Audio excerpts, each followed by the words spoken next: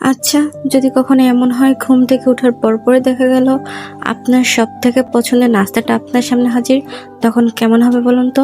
Hello everyone, আসসালামু আলাইকুম। সবাই কেমন আছেন?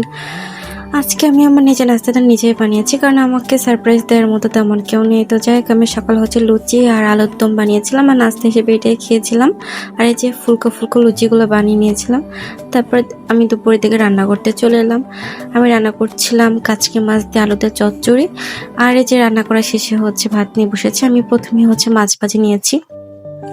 এটা ছিল রুই মাছ ভাজি, আর সাথে হচ্ছে পেঁয়াজ আর কাঁচামরিচ হালকা করে ভেজে নিয়েছি। আর সাথে রুই মাছটা কড়া ভাজা করেছি, আর গরম গরম ভাতের সাথে খেতে কিন্তু ভালোই লাগছিল।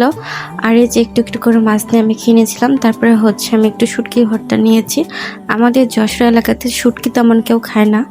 আমরাও শুটকি আগে খেতাম না, তবে এখন যেহেতু ঢাকাতে থাকে অনেকে এই শুটকি খায়, তো দেখা দেখি আর কি আমরাও শুটকি খাওয়া শিখে গেলাম। তারপরে এই যে শুটকিটা ভালো লাগে খেতে, ওইটা নিয়ে খেয়ে নেওয়ার পরে হচ্ছে যে কাচকি মাছের তরকারিটা নিয়ে খেয়ে নিলাম। তারপরে হচ্ছে আমি একটু জামাই পিঠা খেয়ে নিয়েছিলাম বিকালের দিকে। তারপরে হঠাৎ করে আমার চকলেট খাওয়ার ক্রেভিংস উঠলো। আর এখানে হচ্ছে আমি 2 রকমের চকলেট খেয়ে নিয়েছি। আমার চকলেট খেতে ভালো লাগে বাচ্চাদের মতো। তা যাই হোক, সুন্দর দিকে হচ্ছে আমি নাস্তা বানিয়েছিলাম। আর আজকে আমি প্রথমবারের মতো সিঙ্গারা সমোচা বানিয়েছি।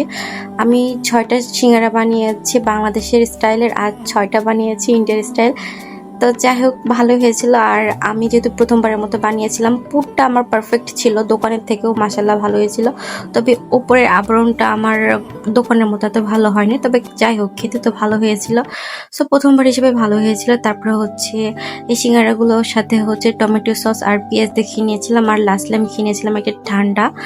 সো ভিডিওটা এই পর্যন্ত। আমার ভিডিওটা দেখার জন্য সবাইকে অসংখ্য অসংখ্য ধন্যবাদ। আজকের মতো বিদায় নিচ্ছি। আল্লাহ হাফেজ।